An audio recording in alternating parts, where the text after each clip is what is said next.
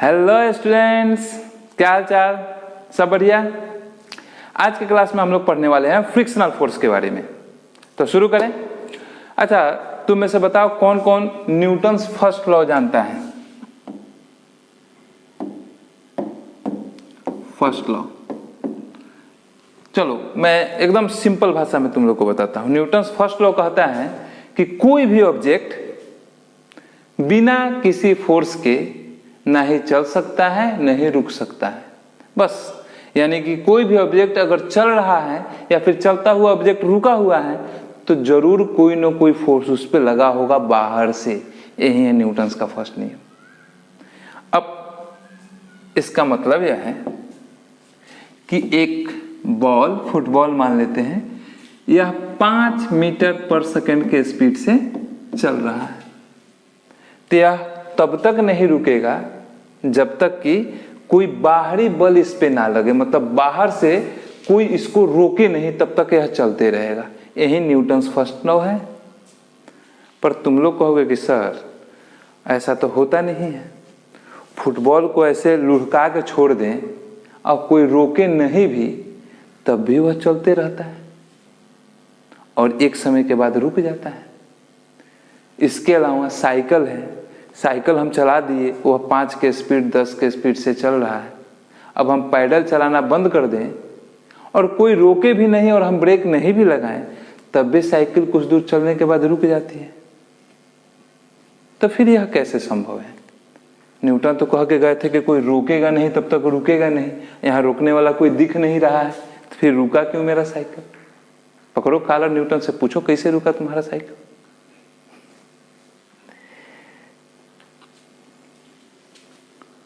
कुछ आइडिया आया दिमाग में कैसे रुका? चलो इसको समझाते हैं। देखो, हमेशा फोर्स लगाने वाला जो एक्सटर्नल एजेंसी है दिखे जरूरी नहीं है। धरती या फिर कोई भी सरफेस अपने पे चल रही वस्तु को हमेशा रोकने का प्रयास करती है। यानी कि अगर यह कार ही हमारे स्कूल का रोबोट है, अगर यह कार किसी सरफेस पे चले, चलो सरफेस भी लेके आते हैं, इस पे चले ऐसे करके, तो यह सरफेस जिस पे यह कार चल रही है यह इसको रोकने का प्रयास करती है, मतलब एक फोर्स लगाती है जो इसके मोशन के अपोजिट डायरेक्शन में। अगर यह ऐसे है, इस दिशा में यह कार चल रही है, तो यह सरफेस अपोजिट दिशा में, इस दिशा में फोर्स लगाती है इसको रोकने के लिए। इसी फोर्स को हम लोग कहते हैं फ्रिक्शनल फोर्स। और सिर्फ यही नहीं, वह चाहे धरती का सरफेस हो, चाहे टेबल का सरफेस हो, चाहे ब्लैक बोर्ड का सरफेस हो, अगर इस ब्लैक बोर्ड पे एक चींटी चले तो यह ब्लैक बोर्ड उस पे अपोजिट डायरेक्शन में फोर्स लगाएगी रोकने के लिए। इसी फोर्स को हम लोग फ्रिक्शनल फोर्स कहते हैं और इसी के बारे में डिटेल में पढ़ना है। चलिए तो शुरू किया जाए। फ्रिक्शनल फोर्स,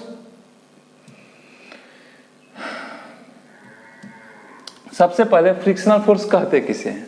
तो it is the parallel contact force which resist the relative motion between two surfaces. यह एक पैरेलल फोर्स है। अब एक एक टर्म को समझिए। यह एक पैरेलल कांटेक्ट फोर्स है जो कि रोकता है, रेसिस्ट करता है relative motion between two surfaces. यह एक ऐसा फोर्स है जो दो सरफेस के बीच में मोशन का विरोध करता है। यानी एक ऐसे सरफेस हो जाए और इस पे कोई ब्लॉक मूव करना चाहे, रुका हुआ है, मूव करना चाहे, यह चलना चाहे इधर कि हम चलेंगे, तो यह सरफेस जिस पे रखा हुआ है वह अपने सरफेस के पैरेलल दिशा में, हम लोग नॉर्मल रिएक्शन फोर्स पढ़े थे, याद है? वह सरफेस के परपेंडिकुलर लगता था नॉर्मल रिएक्शन फोर्स। यह जो सरफेस लगाता है उस सरफेस के पैरेलल दिशा में एक फोर्स लगता है जो इसके चलने का विरोध करता है। उसी को हम लोग कहते हैं फ्रिक्शन या फिर फ्रिक्शनल फोर्स। तो डेफिनेशन है, it is the parallel contact force, यानी दो सरफेस कांटेक्ट में हो तो कांटेक्ट से यह फोर्स लगता है। It is the parallel contact force which resist the relative motion between two object. Relative motion क्यों लिखे हैं? मोशन वाले चैप्टर में पढ़ना, मोशन एक रिलेटिव क्वांटिटी है, मतलब किसके रिस्पेक्ट में देख रहे हैं, इससे मैटर करता है कि कोई चीज चल रही है कि नहीं।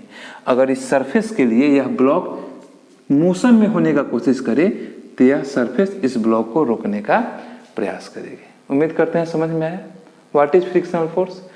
तो एक सरफेस, एकदम सिंपल शब्दों में समझो, इस सरफेस पे अगर यह पेंसिल रखी हुई है और यह चलना चाहे, यह जब चलना चाहेगी तो मेरा हाथ का सरफेस इस मोशन का विरोध करेगा, मतलब इसको रोकने का प्रयास करेगा।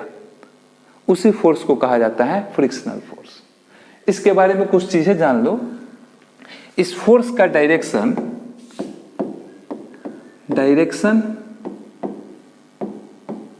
Always opposite to the motion.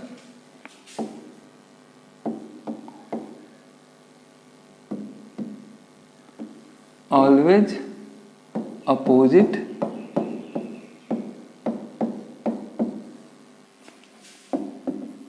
To the motion. जिस दिशा में ऑब्जेक्ट चलना चाहेगा, इस सरफेस पे एक ब्लॉक रखा हुआ है, यह जिस दिशा में चलना चाहेगा, एकदम इंपॉर्टेंट बात है, ध्यान से सुनो, यह जिस दिशा में चल रहा होगा या चलना चाहेगा उसी के अपोजिट दिशा में फोर्स लगता है। अगर यह इधर चलना चाहेगा तो इसके अपोजिट दिशा में फ्रिक्शनल फोर्स लगेगा। अब तुम लोग के मन में एक सवाल आता होगा कि फ्रिक्शनल फोर्स लगता क्यों है, मतलब एक सरफेस अपने ऊपर किसी को चलने से रोकता क्यों है, क्या कारण है कि फ्रिक्शनल फोर्स लगता है। तो इसके तीन कारण है, पहले तीनों को समझाएंगे। कॉजेज ऑफ फ्रिक्शन, किस कारण से फ्रिक्शन होता है, व्हाट आर द कॉजेज। तो तीन कॉजेज हैं, एक है माइक्रोस्कोपिक इंटरलॉकिंग, दूसरा है वेट और तीसरा है इंटरमोलिकुलर इंटरेक्शन। क्या क्या बताएं?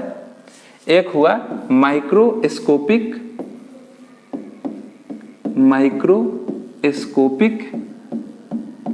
इंटरलॉकिंग,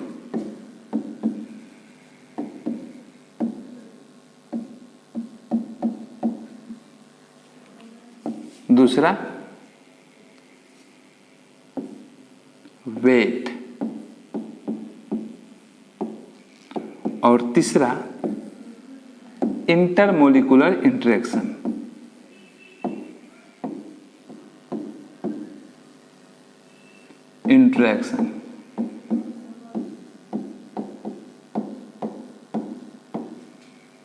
अब तीनों को हम लोग समझते हैं एकदम सिंपल भाषा में कि माइक्रोस्कोपिक इंटरलॉकिंग क्या है, इंटरमोलिकुलर इंटरेक्शन क्या है, और इन्हीं के कारण एक सरफेस अपने ऊपर चलने वाले चीजों को रोक देती है। तो आओ सबसे पहले समझते हैं माइक्रोस्कोपिक इंटरलॉकिंग क्या है। तुम लोग बताओ, यह एक डब्बा है मेरे पास, हमेशा इसी डब्बा को उठाते हैं। इसका सरफेस तुमको कैसा दिख रहा है, स्मूथ की रफ? Obviously smooth. देखो हाथ ऐसे कर रहे हैं, रफ होता तो हाथ घिस जाता, मतलब हाथ में छाले पड़ जाते, पर ऐसा कुछ नहीं है, प्लास्टिक लगा हुआ है, स्मूथ है। अब स्मूथ से स्मूथ सरफेस को भी अगर माइक्रोस्कोप में देखा जाए, यानी बहुत जूम करके देखा जाए, तो इनका सरफेस रूखा होता है, रुखड़ा होता है। मतलब इसके सरफेस पे अगर माइक्रोस्कोप तुम लोग देखे हो? नहीं, कभी आना मेरे स्कूल में दिखाएंगे। इस पे अगर जूम करके देखा जाएगा तो यह सरफेस प्लेन नहीं होता है, बल्कि इसमें इसे पहाड़ और घाटियां बनी होती है। मतलब ऊंच खाल, अच्छा रेगुलर पैटर्न में नहीं, कहीं ऊंच है तो ऊंच है, कहीं पे खाल है तो खाल है, फिर ऊंच है, ऐसे करके रहता है। स्मूथ से स्मूथ सरफेस का भी माइक्रोस्कोपिक लेवल पे, मतलब बहुत ही जूम करके देखा जाए तो ऐसा रूखा रूखा दिखता है।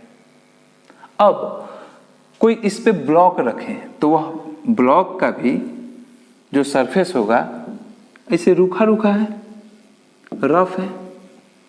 तो जब हम इसके ऊपर रखेंगे किसी बक्से को, तो ये दोनों का दांत आपस में इसे इंटरलॉक कर जाएगा। जैसे हंसुआ होता है ना, वैसे ही दांत होता है हर एक सरफेस पे, इसे निकला हुआ हील वैली इस टाइप का। जब एक बक्से को किसी सरफेस पे रखा जाता है तो दोनों का यह माउंटेन और हिल वाला सेक्शन एक दूसरे से इंटरलॉक हो जाता है और इसे फंस जाता है। फंस जाएगा तब ऊपर वाले को चलाने का कोशिश करिएगा तो थोड़ा सा रोकेगा ना। तो यही है माइक्रोस्कोपिक इंटरलॉकिंग, मुख्य कारण फ्रिक्शन का। अब यह माइक्रोस्कोपिक इंटरलॉकिंग जितना ज्यादा स्मूथ सरफेस होगा उस पर उतना ही कम होगा। इसलिए देखते हो खूब बढ़िया टाइल्स वाइल्स लगा हुआ घर है तो उस पर फ्रिक्शन कम होता है। बच्चा का पैर पकड़ के घींचिएगा भी तो घींचा जाएगा, छोटा छोटा बच्चा से खेलता है।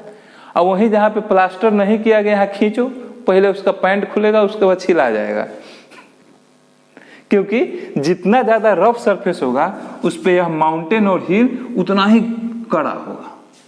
तो पहला कारण है माइक्रोस्कोपिक इंटरलॉकिंग, मतलब प्रत्येक सरफेस माइक्रोस्कोपिक लेवल पे रुखड़ा है जिससे एक दूसरे का दांत आपस में फंस जाता है। कारण नंबर 2, वेट। अब एक सरफेस का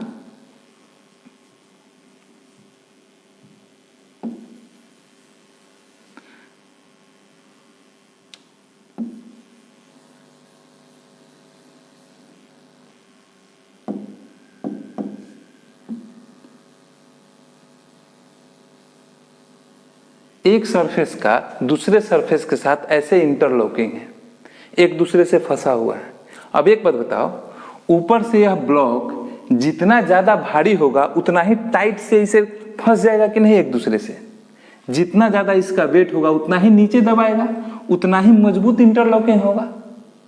इसीलिए जिस वस्तु का वजन जितना ज्यादा होता है उसको ढकेलना उतना ही मुश्किल हो जाता है, क्योंकि यह जो इंटरलॉकिंग है उतना ही ज्यादा टाइट हो रहता है। तो वेट भी फ्रिक्शन का एक मुख्य कंपोनेंट है। जितना ज्यादा वेट उतना ज्यादा फ्रिक्शन, क्योंकि ऊपर से इसे जितना ज्यादा दबाइएगा उतना ही ज्यादा यह लॉकिंग मजबूत होगा। और तीसरा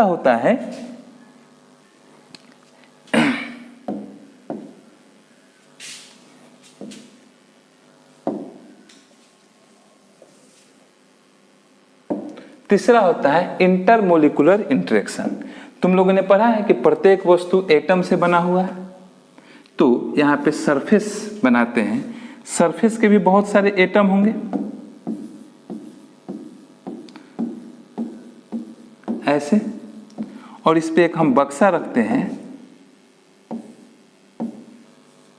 यह बक्सा का भी बहुत सारा मॉलिक्यूल होगा जो एक दूसरे से कांटेक्ट में होगा। आगे जाओगे तो पढ़ोगे वंडर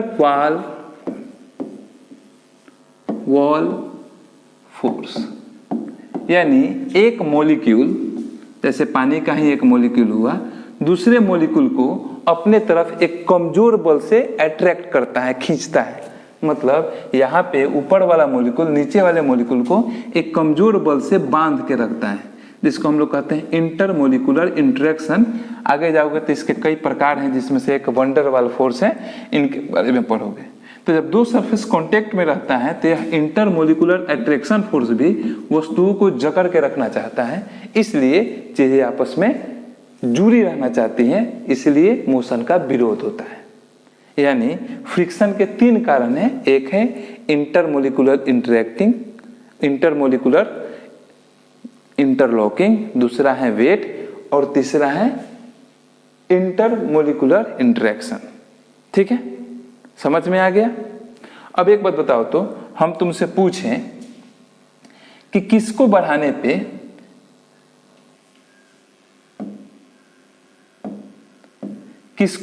पे फ्रिक्शनल फोर्स बढ़ेगा। एक ऑब्जेक्ट, एक सरफेस है और इस पे एक ऑब्जेक्ट रखा हुआ है। अब इसमें मैं लिखता हूं, तुमको बताना है कि किसको बढ़ाने पे फ्रिक्शनल फोर्स बढ़ेगा। सबसे पहले मैं कहता हूं वेट। वस्तु का वेट अगर हम बढ़ा दें तो फ्रिक्शनल फोर्स बढ़ेगा कि घटेगा? बढ़ेगा, एकदम राइट, बढ़ेगा। दूसरा, अगर यह जो सरफेस इन कांटेक्ट हैं, जो दो ऑब्जेक्ट का सरफेस एक दूसरे से कांटेक्ट में है, उस सरफेस का हम रफनेस बढ़ा दें, मतलब सरफेस को ज्यादा रफ बना दें। रफ माने रूखर, खुरदुरा, रफनेस बढ़ा दें तो फ्रिक्शन बढ़ेगा कि घटेगा? एकदम सही, बढ़ेगा। अगर रफनेस को कम कर दे तो फ्रिक्शन घटेगा, क्योंकि जितना सरफेस को स्मूथ करोगे, यह जो माउंटेन और वैली वाला स्ट्रक्चर है सरफेस पे, वह छोटा होता जाएगा। जितना स्मूथ करोगे वह उतना ही छोटा होता जाएगा, और जितना छोटा होगा उतना ही स्मूथ होगा। अच्छा, हम लोग देखते हैं कि पक्का पे तेल डाल दिया जाता है तो फ्रिक्शन कम हो जाता है। कैसे कम हो जाता है जानते हो? देखो, जब हम सरफेस पे ऑयलिंग करते हैं तो वह ऑयल या ग्रीस इस गैप में जाके भर जाता है, जिससे इंटरलॉकिंग कमजोर हो जाती है।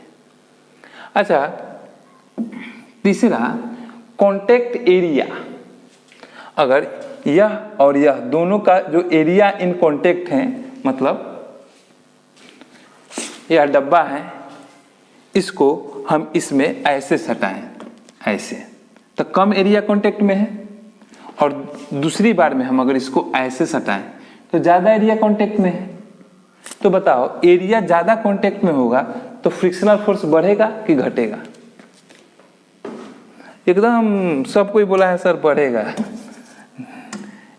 एरिया इन कांटेक्ट,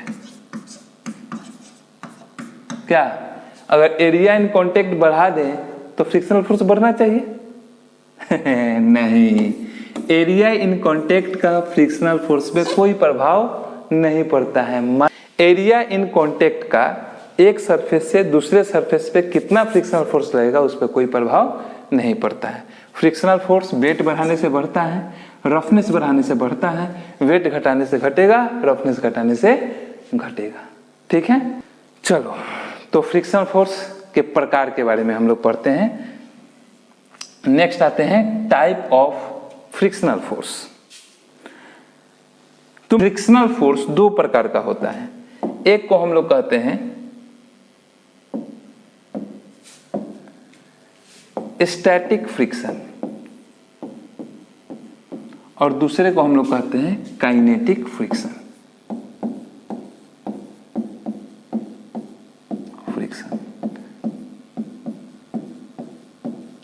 वह फ्रिक्शन फोर्स जो रुकी हुई वस्तु के मोशन का विरोध करती है उसको हम लोग कहते हैं static friction.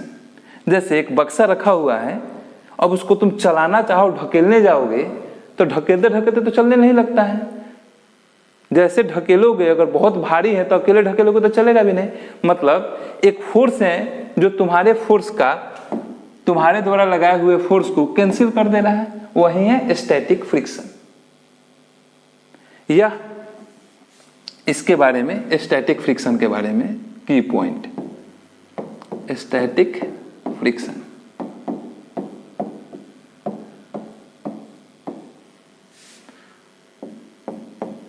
The friction force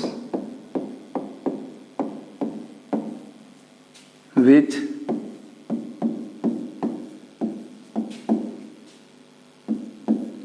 opposes motion of a body in rest। यह हमेशा रुकी हुई वस्तुओं पे लगता है। पहला पॉइंट, यह हमेशा स्टैटिक ऑब्जेक्ट पे लगता है, मतलब कोई वस्तु रुकी हुई है तो उस पे लगा होगा static friction. Applied on body in rest.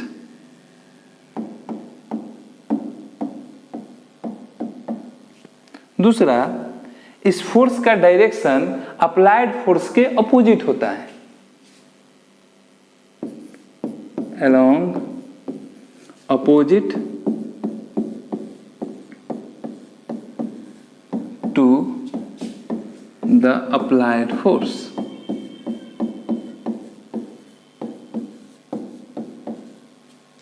यानी एक ब्लॉक जो रुका हुआ है किसी सरफेस पे, इसको आप इधर से 5 न्यूटन से धक्का देते हैं तो इसमें जो स्टैटिक फ्रिक्शन उत्पन्न होगा वह आपके द्वारा लगाए हुए फोर्स के अपोजिट डायरेक्शन में, मतलब इस डायरेक्शन में स्टैटिक फ्रिक्शन लगेगा। जिधर से आप ढकेल रहे हैं उसके उल्टा दिशा में स्टैटिक फ्रिक्शन लगेगा। तीसरा नंबर पॉइंट, स्टैटिक फ्रिक्शन एक सेल्फ एडजस्टिंग फोर्स है। सेल्फ एडजस्टिंग जानते हो? वह जो अपना वैल्यू खुद चेंज कर सकता है। एक लिमिट तक यह बढ़ता है और उस लिमिट से ज़्यादा नहीं बढ़ सकता है, उसी को कहते हैं self adjusting. It is self adjusting force. तीन बातें हैं। पहला, यह रुकी हुई वस्तु पे लगता है। दूसरा, इसका डायरेक्शन अप्लाइड फोर्स के अपोजिट होता है। और तीसरा, यह सेल्फ एडजस्टिंग है, मतलब इसका वैल्यू अपने आप बढ़ता है, एक लिमिट तक बढ़ता है, उससे ज़्यादा नहीं बढ़ सकता है। अब आओ इसका फॉर्मूला देखते हैं।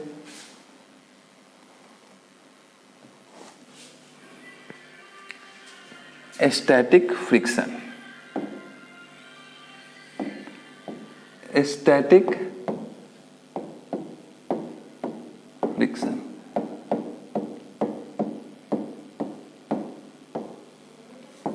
F S is equals to mu S. देखो इसको पढ़ते हैं म्यू, ऐसे लिखा रहता है तो इसको पढ़ा जाता है म्यू, और यहाँ पे लिख दिए एस तो इसको कहेंगे म्यू एस।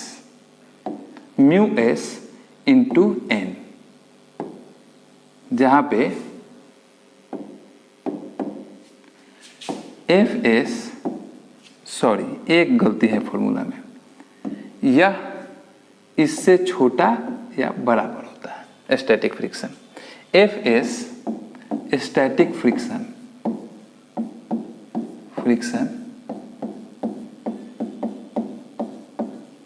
म्यू एस को कहते हैं कोफिशिएंट ऑफ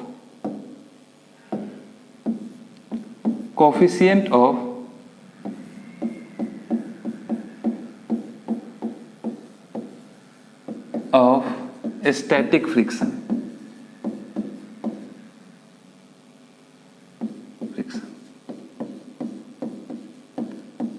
इसका वैल्यू सरफेस के रफनेस पे डिपेंड करता है। जितनी ही ज्यादा रफ सरफेस होगी, म्यू एस का वैल्यू उतना ही ज्यादा होगा। सरफेस का रफनेस बढ़ेगा तो स्टैटिक फ्रिक्शन बढ़ेगा। और यह सवाल में दिया रहता है या निकालना रहता है। नेक्स्ट है एन। एन जो पिछले क्लास में हम लोग पढ़े थे F3 में, normal reaction force. Normal reaction, किसी को याद है तो बताओ तो, इक्विलिब्रियम में मौजूद वस्तु पे नॉर्मल रिएक्शन फोर्स का वैल्यू क्या होता है? याद है? नॉर्मल रिएक्शन फोर्स बराबर नहीं, अरे नॉर्मल रिएक्शन फोर्स N बराबर M इंटू जी, जहां पे M था मास और G को कहा जाता था एक्सेलरेशन ड्यू टू ग्रेविटी, जिसका वैल्यू धरती पे 9.8 मीटर पर सेकेंड लिया जाता था, मार्स पे 1.6, मून पे। यानी स्टैटिक फ्रिक्शन का maximum value mu S N हो सकता है, यानी किसी बॉडी पे स्टैटिक फ्रिक्शन इससे ज्यादा नहीं लगता है। अब एक क्वेश्चन बनाओ, तो एक क्वेश्चन है, बनाओगे? चलो, यहाँ पे एक सरफेस पे 5 kg का ब्लॉक रखा हुआ है और इस सरफेस का स्टैटिक फ्रिक्शन है, कोफिशिएंट ऑफ स्टैटिक फ्रिक्शन 0.4। अब तुम निकालो कि इस पे मिनिमम कितना फोर्स लगाया जाए कि यह चलने लगे। यानी इसको हम चाहते हैं कि यह मूव करे, तो इस पे कितना फोर्स, मिनिमम कितना फोर्स लगाना होगा। एक बात याद रखना, किसी भी बॉडी पे अगर कोई बॉडी रेस्ट में है, आप चाहते हैं कि वह मूव करे, तो उस पे लगने वाले स्टैटिक फ्रिक्शन से अधिक फोर्स लगाने पे ही वो वस्तु चलता है। यानी एक बड़ा सा पत्थर है, आप उस पे फोर्स लगाते हैं, वह हिलता भी नहीं है। क्यों? क्योंकि आपके द्वारा लगाया हुआ फोर्स उसके स्टैटिक फ्रिक्शन के मैक्सिमम वैल्यू से कम था। यानी आप चाहते हैं कि वह पत्थर हिले, चले, तो उसके मैक्सिमम, जो उस पे लगने वाला मैक्सिमम स्टैटिक फ्रिक्शन फोर्स है, उससे ज्यादा फोर्स लगाना होगा। अब इस 5 kg के पत्थर को हम चाहते हैं कि चले, तो इस पे स्टैटिक फ्रिक्शन का वैल्यू निकालना होगा और उससे ज्यादा फोर्स लगाना होगा। तो स्टैटिक फ्रिक्शन एफ एस का वैल्यू हम लोग जानते हैं म्यू एस एन, जहाँ पे एन है नॉर्मल रिएक्शन फोर्स, और नॉर्मल रिएक्शन फोर्स एन बराबर होता है M G mass into gravitational acceleration.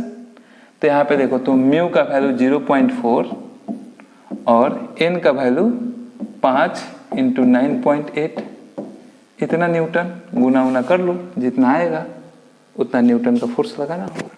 मतलब इससे ज़्यादा फोर्स लगाइएगा, इससे ज़्यादा फोर्स लगाइएगा तभी वस्तु चलेगी। ठीक है, एक सवाल बनाओगे?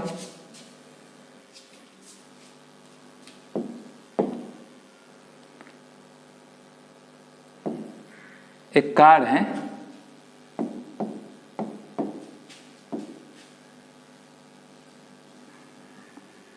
कार जिस रोड पे खड़ी है यह कार, उस रोड का स्टैटिक फ्रिक्शन है 0.5। कार का वजन हो गया, मास हो गया, mass is equals to 50 kg।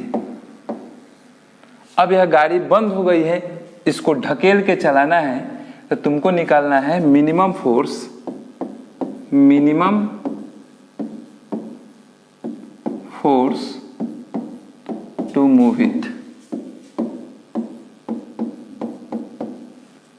चलो ऑप्शन दे देते हैं। ऑप्शन ए, जी का वैल्यू ले लेना 10 मीटर पर second square.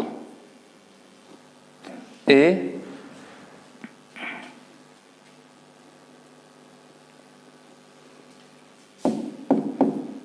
2400 Newton, B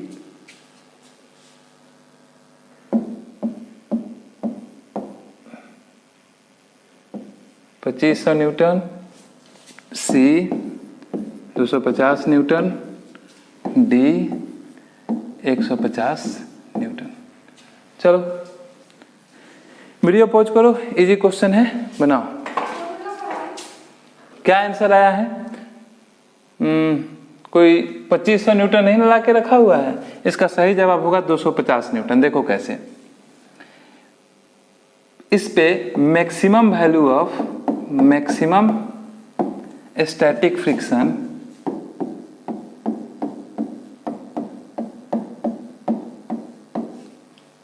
F S का वैल्यू होता है म्यू एस इंटू एन। अब म्यू एस का वैल्यू दिया है 0.5 और एन यानी normal reaction force, normal reaction force होता है मास इंटू ग्रेविटेशनल एक्सेलरेशन, जहाँ पे जी का वैल्यू सवाल में दिया है 10 मीटर पर सेकेंड स्क्वायर लेना है। तो बैठाइए, मास हो गया इसका 50 kg और जी का वैल्यू 10, गुना करिएगा तो इससे गुना होगा तो हो जाएगा 5 गुना 50, 50 जो कि 250 न्यूटन।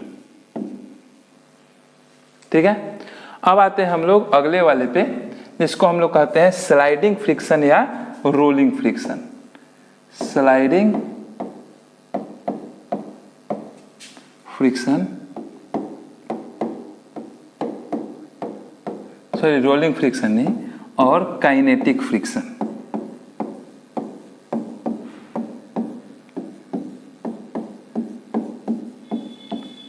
सिंबल होता है एफ के, काइनेटिक फ्रिक्शन। जब कोई वस्तु स्लाइड कर रही हो, स्लाइड कर रही हो मतलब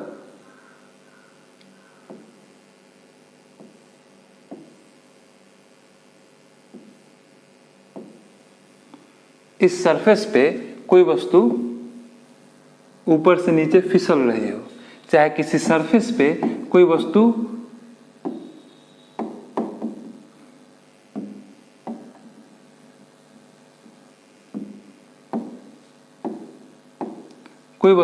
फिसल रही हो, स्लाइड कर रही हो, ऐसे करके ऐसे करके चल रही हो। इस समय सरफेस इसके स्पीड को कम करना चाहता है और उसके लिए वह जो फोर्स लगाता है उस फोर्स को हम लोग कहते हैं काइनेटिक फ्रिक्शन और स्लाइडिंग फ्रिक्शन। यानी जब तक वस्तु रुकी रहती है तब तक लगता है स्टैटिक फ्रिक्शन, और जैसे चलना शुरू कर देती है वैसे ही लगता है स्लाइडिंग फ्रिक्शन और काइनेटिक फ्रिक्शन। यानी काइनेटिक फ्रिक्शन एफ के बारे में पॉइंट है कि इट अप्लाइज ऑन मूविंग, और मोर स्पेसिफिक है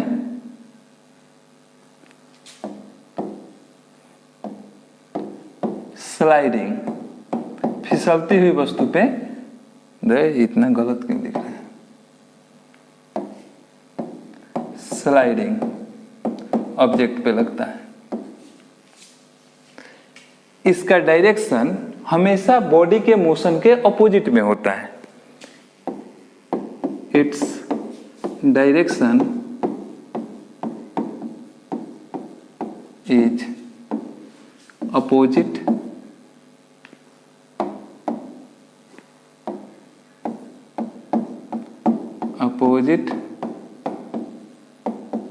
टू द मोशन।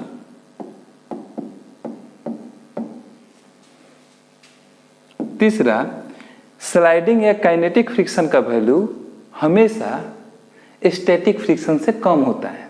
तुम लोग महसूस भी किए होंगे, एक बड़ा बक्सा को ढकेलना शुरू किए तो शुरुआत में बड़ा भारी था, लेकिन जैसे चलने लगा तो थोड़ा हल्का हो जाता है ढकेलना उसको। Its magnitude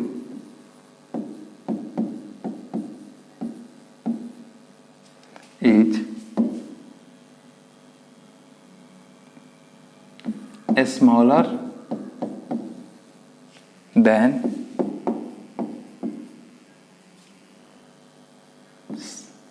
static friction। अब एक सवाल का जवाब दो, तो इसको नोट कर लो। 3, 2, 1। अब एक सवाल का जवाब दो। यहां पे यह सतह है, इस पे एक ब्लॉक रखा हुआ है। अब यह चल रहा है इस दिशा में v वेलोसिटी से। तो बताओ इस पे काइनेटिक फ्रिक्शन का डायरेक्शन क्या होगा? डायरेक्शन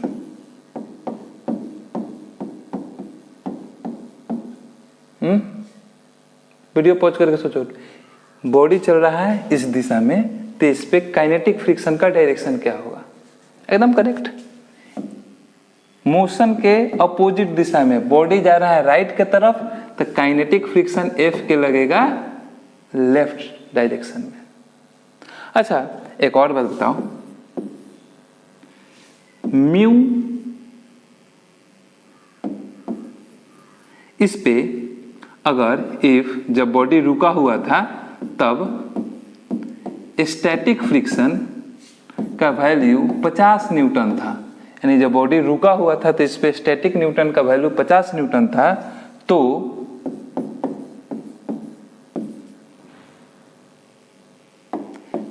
काइनेटिक फ्रिक्शन का वैल्यू कितना होगा?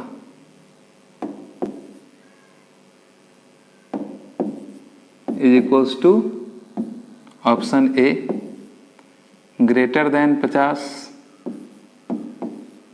B equals to 50,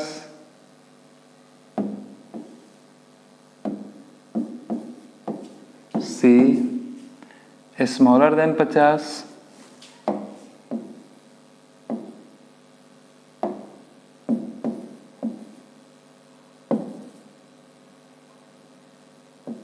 smaller than 50 newton, D none.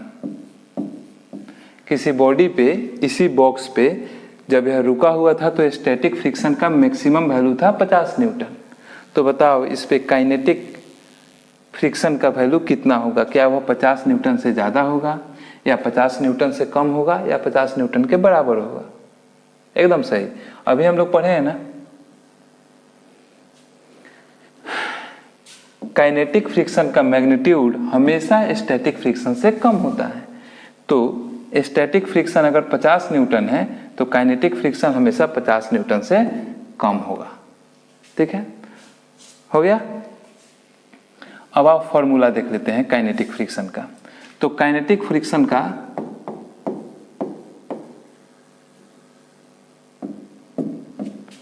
F के, अच्छा यह सेल्फ एडजस्टिंग नहीं है, जितना है कांस्टेंट रहता है।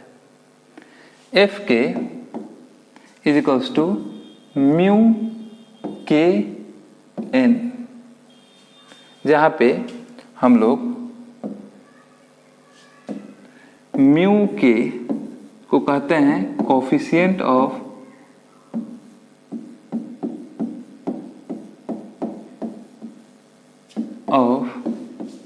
काइनेटिक फ्रिक्शन, एन है normal reaction force.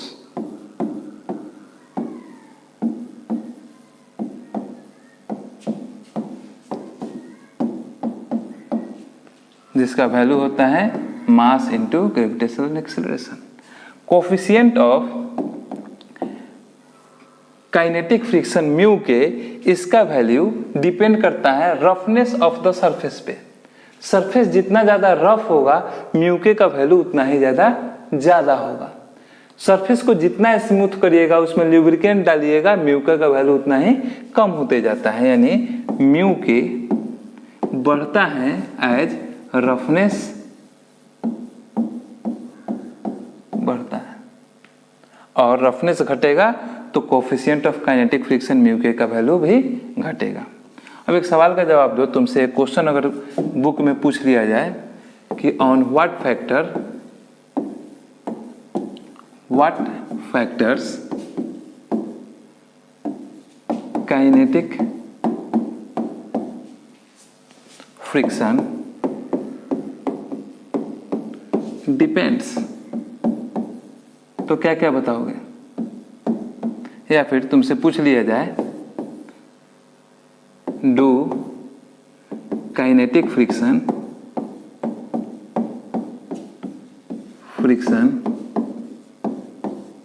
Depends on area in contact, क्या कितना एरिया कांटेक्ट में है उस पे काइनेटिक फ्रिक्शन का वैल्यू डिपेंड करता है, या फिर किन किन फैक्टर्स पे काइनेटिक फ्रिक्शन का वैल्यू डिपेंड करता है? तो क्या बताओगे? वीडियो पॉज करो, अगर तुम पढ़े हो ध्यान से तो इन दोनों सवाल का जवाब तुम दे सकते हो। चलो, हम उम्मीद करते हैं तुम लोग कमेंट करोगे आंसर।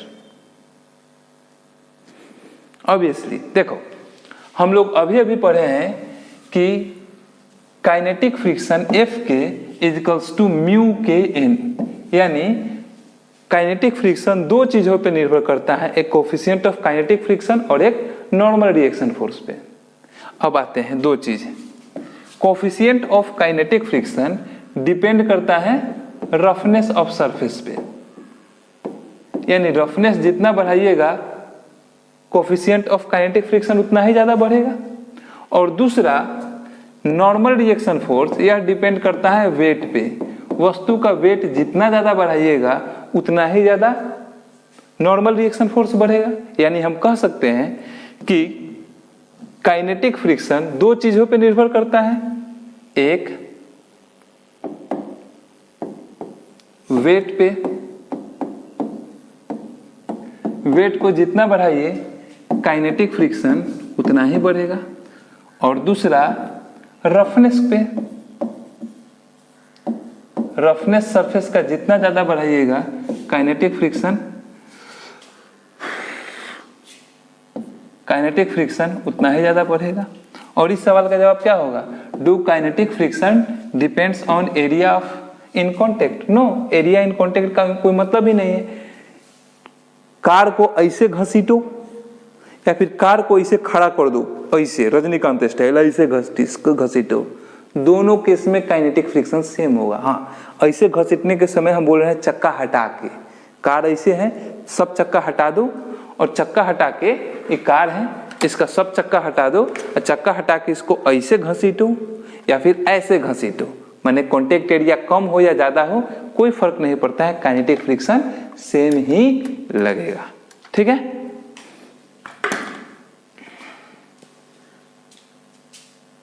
एक सवाल का जवाब दोगे? बड़ा इंटरेस्टिंग क्वेश्चन है और बड़ा फनी क्वेश्चन है। इस क्वेश्चन में अधिकांश बच्चे फंस जाते हैं, जबकि इजी है। What is SI unit of mu S, question number 1। और question number 2,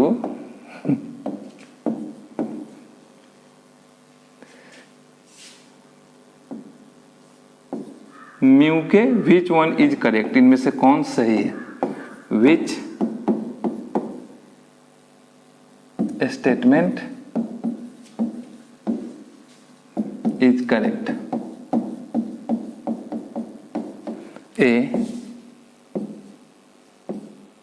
mu K greater than mu S,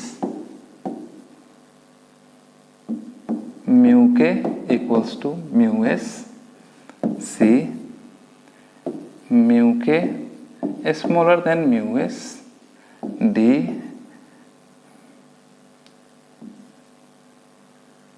none. इस दोनों सवाल का जवाब दे सकते हो। चलो वीडियो पॉज करो और इसको बनाओ। हाँ, चलिए बन गया तो अच्छी बात, नहीं बन गया तो यह आपका रहा होमवर्क, घर से करिएगा। और एकदम नहीं बने तो हमको मैसेज करिएगा, कमेंट करिएगा, हम इसका जवाब दे देंगे। तो आज के क्लास में हम लोगों ने क्या क्या पढ़ा, तो एक बार 2 मिनट में हम लोग पूरे क्लास को समराइज कर लेते हैं, तो ध्यान से सुनिएगा। आज के क्लास में हम लोगों ने पढ़ा फ्रिक्शनल फोर्स, एक फ्रिक्शनल फोर्स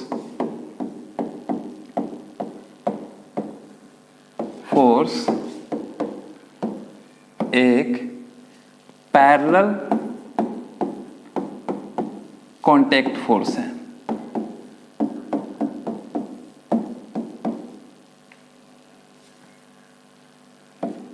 इसका काम होता है रेसिस्ट करना यानी रोकना मोशन को। तीसरा, इसका वैल्यू डिपेंड करता है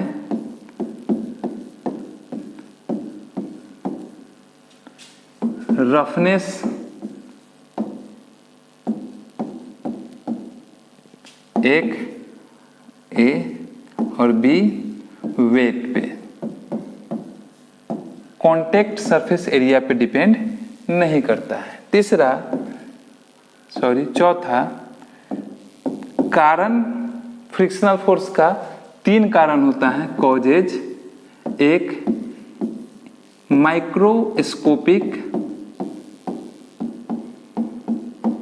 इंटरलॉकिंग,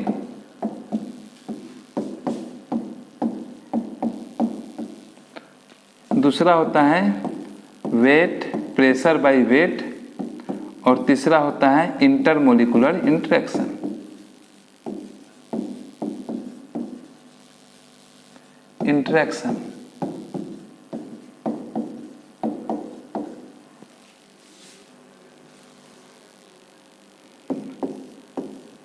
तीन प्रकार का होता है फ्रिक्शनल फोर्स, जिसमें से रोलिंग फ्रिक्शन का हम चर्चा नहीं किए हैं क्योंकि वह ऊंचे क्लास में 11 में काफी डिटेल में पढ़ना है।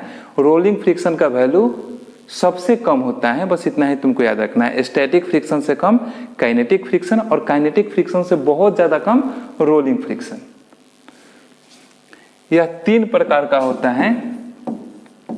एक स्टैटिक, रुकी हुई वस्तु को चलने से रोकता है, उसको कहते हैं स्टैटिक फ्रिक्शन। जो चल रही वस्तु का स्पीड कम करता है, उसको हम लोग कहते हैं काइनेटिक फ्रिक्शन। लेकिन ध्यान रखना, चल रही मतलब घसीटा रही, चक्का पे नहीं चल रहा हो, इसे घसीटा रहा हो, उस पे लगता है काइनेटिक फ्रिक्शन। और कोई वस्तु रोल कर रही है, रोल मतलब जैसे चक्का रोल जैसे घूमता है, जैसे यह ऐसे ऐसे घूम रहा है, इसको कहते हैं रोल करना। ये देखो, यह रोल कर रहा है, तो कोई वस्तु रोल कर रही हो तो उस पर लगता है रोलिंग फ्रिक्शन।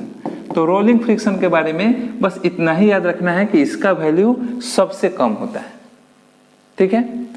तीसरा हम लोग नेक्स्ट पढ़े हैं, छठा, स्टैटिक फ्रिक्शन बराबर म्यू एस एन, जहाँ पे म्यू एस को कहते हैं coefficient of static friction, N है नॉर्मल रिएक्शन फोर्स।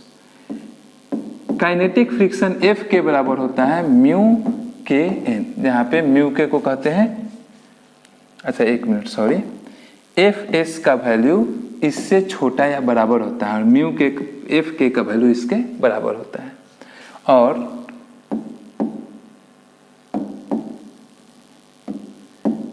म्यू के हमेशा छोटा होता है म्यू एस से।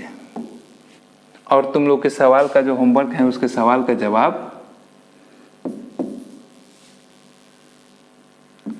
म्यू के और mu S has no unit, they are just numbers. तुम निकाल के देखना, दोनों तरफ फोर्स है, न्यूटन से न्यूटन कट जाएगा, कुछ नहीं आएगा। तो आज के क्लास में इतना ही। उम्मीद करते हैं तुम लोग को मजा आया होगा, समझ में आया होगा। बाकी F3 मैंने इसके पहले हम लोगों ने जो क्लास किया था नॉर्मल रिएक्शन फोर्स पे, उसका वीडियो आपके अभी स्क्रीन पे है, और मोशन का प्लेलिस्ट स्क्रीन पे है। जो भी आपको पढ़ना है पढ़िए, मन लगा के पढ़िए। मिलते हैं अगले क्लास में, तब तक के लिए tata bye bye, see you, धन्यवाद।